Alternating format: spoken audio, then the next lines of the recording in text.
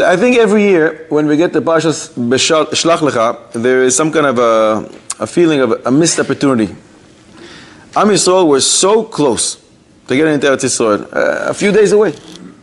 And because of their sin, they had to stay for 40 years in the desert, and so many people would die. If they would enter Eretz Yisrael without the sin of the Meraglim, maybe the entire history would be changed. So the question is, what really, and that will answer your question, what really was the sin of the Meraglim? Lemaise, they were requested, go into Eretz Yisrael, tour the land, spy, and come back with some information. They were asked to do this. So what is their sin?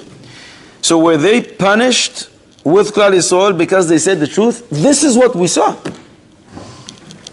There are many, many explanations. But Maseches Tamid, Daf, Lev, Lamed Beis, there's a story. Alexander the Great came to the elders of the south and he asked them, I want to travel to a country called Afriki, somewhere in Africa. Could you please tell me how to get there? And the elders, the Chachamim there said, impossible. You won't be able to get there. It's beyond Harei HaChoshech, a certain region, great mountains. You won't be able to get there. Alexander the Great said to them, listen, I didn't ask you if I'll be able to go or not. I told you I'm going. So I want to ask you, how do I get there? And they said, oh, okay. So take specific donkeys. They told them which type of donkeys, and take some ropes, and they told him how to do it, and you'll be successful. He took it. He got there. He was successful. Why did the Gemara tell the story? And why did the Gemara say that initially they said, you won't be able to get there? But when he said, I didn't ask that. I asked how to, not if I'll be able to. So then they should, oh, sure, this is how you do it. It seems that the message is, there are missions that seem almost impossible. Not shayach. If one hesitates and he asks, will I be able to do it? He won't be able to. But if one is determined to be successful, he just asks, tell me how to do it. A person that can succeed. When the elders saw that Alexander is determined, no matter what, I'm going. I'm just asking you for the tools, how to do it. They realized there's a great chance that he will succeed, and therefore they told him how to do it. That is exactly what happened with the Meraglim. Moshe never asked them to say, will we be able to be successful to get into Eretz Yisrael? I never asked you that. What I wanted to know, HaKadosh Baruch Hu promised we're going to go there. HaKadosh Baruch Hu promised he's going to give us the land. So of course it's possible.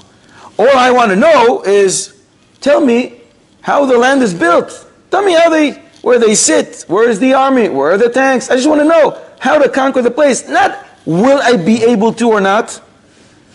This is so exact in what HaKadosh Baruch Hu says to Moshe at the beginning. Shelach Lecha Anashim.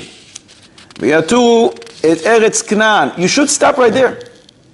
Send some people, I want them to spy, but the pasuk continues. Asher ani noisen libnei Yisrael, that I am giving to Klal Yisrael, which means that HaKadosh Baruch Hu said, I'm promising you, I'm going to give it to you. So just send the people to tell you how to do it. Don't ask him if it's possible or not, because I promise you. Mimele. That was the sin of the Meraglim. They went against the mission. The mission was just to report back how to do it. Not, is it possible? Nobody asked you if it's possible. HaKadosh Baruch Hu promised. You're going against the HaKadosh Baruch Hu's promise? And this is somewhat similar. That's why we don't listen to them. We don't listen to the Rishaim, even though they're majority. This is somewhat similar. There's a Gemara in Brachot Daf Samech and many other places in Shas. The pasuk in Parshas Mishpatim says, "V'rapo yerape." The doctor shall surely heal. And Chazal say, "Mikan shenitna reshus laroife lerapos." From here, "V'rapo yerape," he shall surely heal. Double language. The doctor has permission to heal. Because lichoira, he shouldn't. If HaKadosh Baruch Hu made a person sick, for whatever reason, a person sinned, so HaKadosh Baruch Hu can heal him. Why are you intervening? Let the person do tshuva and he will be healed. But no, HaKadosh Baruch Hu says, doctor, you have permission to heal. And the Rishonim already write that the doctor has permission to heal, but the doctor does not have permission to cause the patient to despair. Oh, you don't have a chance. You have 3 weeks to go. Enjoy the last 3 weeks. Chas v'sholom. In fact, the Rosh writes in Baba Kama, in the beginning of Perek HaChoivel, "V'tzarich sheyeh lachoyle koiras ruach me'harofeh." the patient's treatment, the patient's whole process of healing is going to be much faster, quicker, better, and more of a chance if he believes in the doctor, he likes the doctor, he has a good relationship with him. If he doesn't trust the doctor, if he's afraid of the doctor, he's intimidated by him, he's not going to have siyat dishmaya. The Rosh Rishonim. צריך שתהיה לחולה כל יסוח מהרופא. So it's somewhat similar. Nobody asks you to cause people to go to despair. Chas v'shalom. You have to give them the tools how to do it. You're not a Kodesh Baruch Hu. A Kodesh Baruch Hu gave you permission to heal. He didn't give you permission to cause depression.